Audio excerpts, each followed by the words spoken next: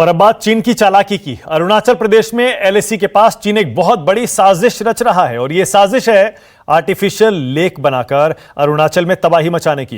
हालांकि चीन की इन सारी चालाकियों पर भारत की पूरी नजर है और अब केंद्र सरकार ने अरुणाचल प्रदेश की सरकार को चिट्ठी लिख दी है जिसमें चीन पर नजर रखने की बात कही गई है। कृत्रिम झील के सहारे बड़ा गेम करेगा चीन।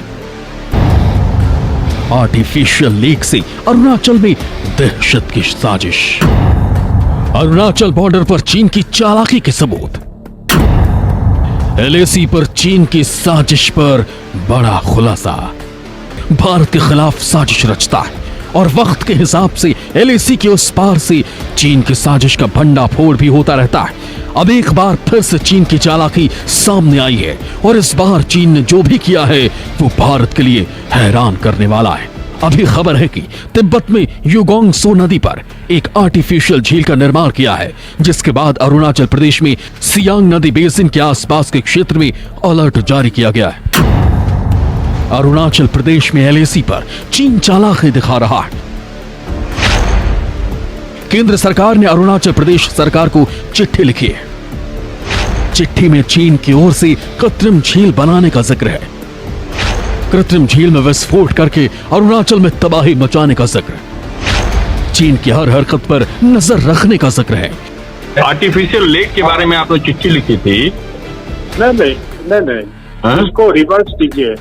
क्या? Government of India home ministry से अरुणाचल सरकार को लेटर लिखा है कि आर्टिफिशियल लेक है सियांग रिवर में स्टेट में, वो भी कुछ भी हो सकता है, इसका प्रिकॉशनरी मेजर लेना है बोल के होम मिनिस्ट्री से ही लिखा है अरुणाचल गवर्नमेंट को। आपने मुद्दा उठाया था संसद के अंदर।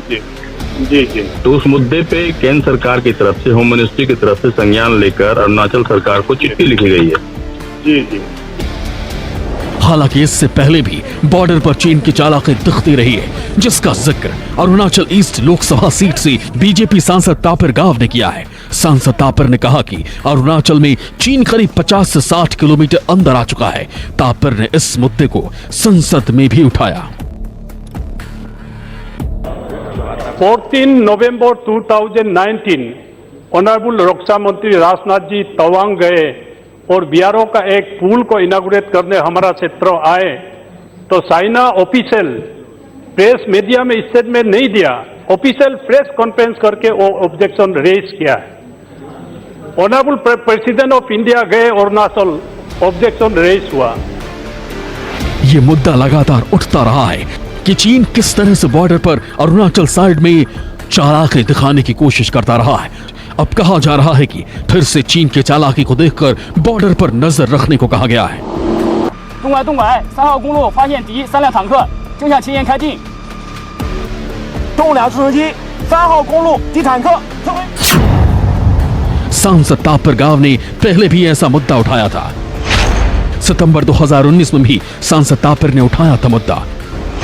भारतीय सीमा में घुसकर लकड़ी के पुल बनाने की बात कही थी। सागलागाम से जो हमारा मेघमोन लाइन है वो अप्रोक्सीमेटली 100 किलोमीटर है। तो अभी सागलागाम से 25 किलोमीटर अप्रोक्सीमेटली उस दूर तक चाइना आके कोइमरू नाला पे उदेन ब्रिज बनाता है, तो उसका मतलब अब 60-70 किलोमीटर ऑलरेडी इनसाइड में घूम रहा है चाइना।